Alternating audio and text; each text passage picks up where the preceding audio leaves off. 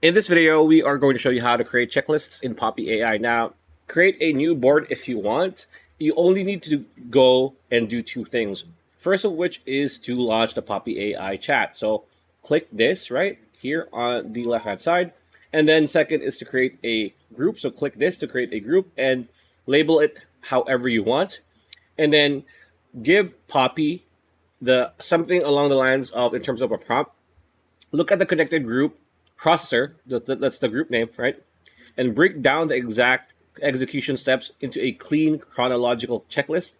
Use standard markdown brackets, etc., etc. So what this is going to do is the Poppy chat will study and analyze the contents of the group that it is connected to. So for this example, only one long form video, and it's going to create a checklist based on the material, right? So if you see here, it's already created a complete and very flushed out checklist, which is pretty good.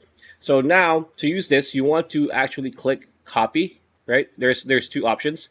So copy with formatting, copy as plain text. So we want copy as formatting.